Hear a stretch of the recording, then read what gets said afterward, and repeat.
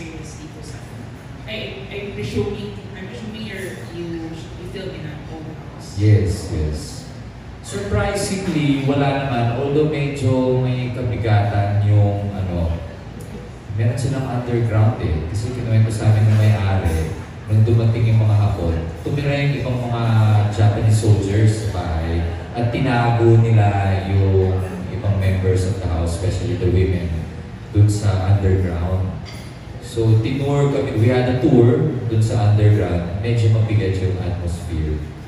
Yun. Pero sinasabi ng mga caretaker, kahit sila daw minsan natatakot sila sa gabi, may mga napaparoon.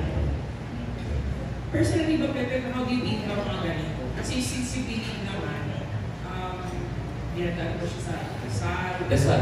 Dasal talaga. You can call it prayer or mantra, whatever will make you feel light again or connect you to God again. Kasi ang sabi nga nung kuya ko, which is also my mentor, pagka may mga nagpaparamdam sa'yo, usually attracted sila sa light mo eh. So parang gamo-gamo lang. Attracted sa maliwanag. So you just connect to them by saying, this works for me every time, we all came from one source, which is God. So yun. Pag ginagawa ko yun, umagaan ulit pakiramdam ko. I feel like they go back to where they belong. Lumalayo na sila sa akin. Last question, Pepe. Since this is a horror comedy, ano mas madali sa'yo? Horror or comedy na genre? And paano pala yung pag-balance nito? I can't do straight horror. Hello, Miss Rosel.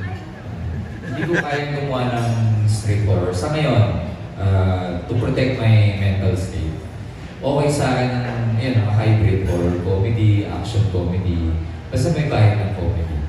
Okay lang naman drama.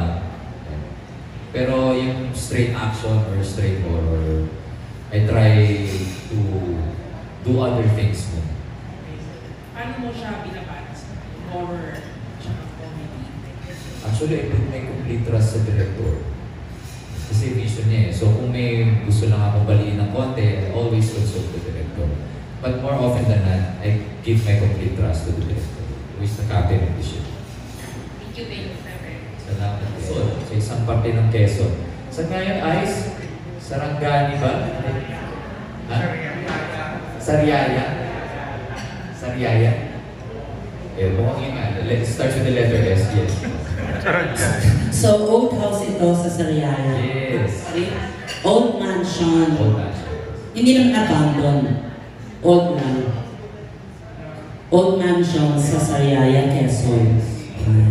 Okay. Very important yung mansion dun sa character ng movie. So that's why it took us a while to really get that location. At definitely, in Metro Manila, it's gonna be so hard to find it. And luckily, kasi my dad is from Sariaya, Quezon. So we went there and I was surprised, kilala ko yung owner. So she told me about the history of that house. That house was built in the early 1900s. Bago pa yung World War II. So, kumbaga, during the World War II, dyan pa binahay yung mga Hapon. So yun, kaya meron silang basement, meron silang mga secret places where may mga tunnels. And then, na-preserve nila lahat ng mga furnishings nila sa house. So what you see here, those are yung naalagaan nila ng mga gamit ng mga ancestors nila. Like the curtains, everything else, all the furniture's there. Ano yun? Original owners lahat yun. So meron po talagang mga ano? May na-feel ka? Meron. May mga Sa kwento nila, meron. Yeah. And that's really common in any old houses. naramdaman daw nila. Kwento din po yung isang caretaker na nabomba daw yung swimming pool. So kaya siya ganun kalalim. Kasi may bomba tumama doon sa area doon. Ah, wow. At saka hardcore. Pinagot naman niya na may na-feel siya. But it survived.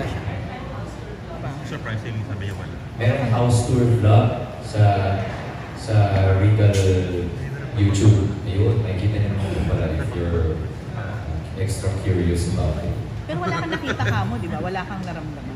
Medyo mabigat lang po yung underground. Oo, yung nag-tour. May mabigat siyang feeling, atmosphere. Energy. Kasi gano'n kalalim yung pool ng tent na nabomba, ng kanilang mga tinulakan ng bomba. Lalim, hindi ko po na-try eh. Pero from the balcony, nakikita mo talaga malalim eh. Parang mga ginagamit for diving. Practice ng diving. Lalim. But it was renovated. Sabi ko kay Direk Joey, Direk Joey, hindi na tayo kailangan mag-set up. Ito na, nagaganda. Nakakatakot na siya talaga. Tigilan mo ako dyan kasi ayaw mag-shoot dito, nakakatakot. Pero wala siyang choice. Nag-shoot siya doon. Hindi siya nag-shoot sa underground. Hindi siya nag-shoot. Ano sa underground? Yes, yes. Kasyokot. Oo. Actually, yung mga Pilipino, yung mga old houses, dyan kasi lalo doon ng mga color films. So parang natakot tayo na may multo dyan, hindi magandang tumira dyan. Ano yung reaction mo doon? And ano yung masasabi mo para magbago yung perception nila? Sorry, what's your name? MPJ na lang ako. PJ. Ah. PJ.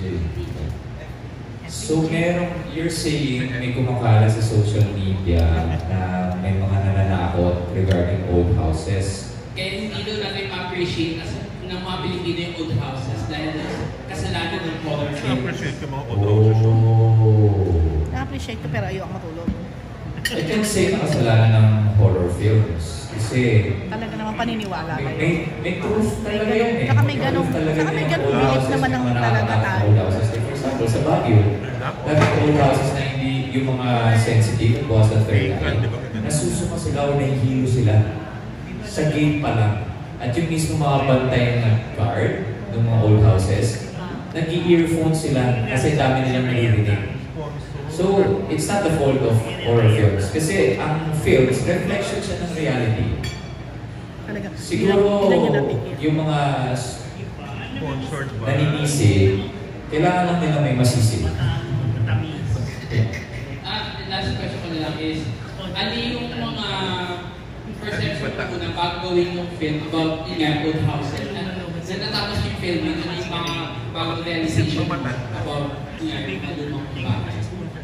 Na hindi lahat ng mga kala natin nakakatakot ay nakakatakot. May mga iba na talagang sila lang inauna sa atin dun sa lugar na yun. Kumbaga kung tayo, kailangan natin ng tirahan, sila din kailangan nila ng natitirahan. So, it's just a matter of giving respect dun sa mga nauna. So, may wisdom talaga yung tabi-tabi po. Makiki-stay lang po, pasensya na po sa abala. You talk to them, give them respect. You say sorry, you say thank you. So ito, nakita na yung trailer, may touch of comedy pa rin kahit na nakakatakot. Gaano talaga ito nakakatakot? Kasi siyempre di pa naman natin napanood yung full pelikula. Gaano siya nakakatakot?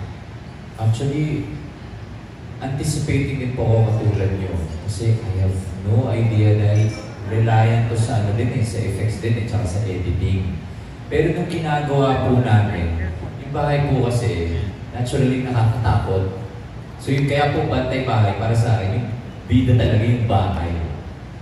And because of the direction of Direk Joey, of course, hindi ko masabing mas nakakatakot siya more than nakakatawa. I think it's balance.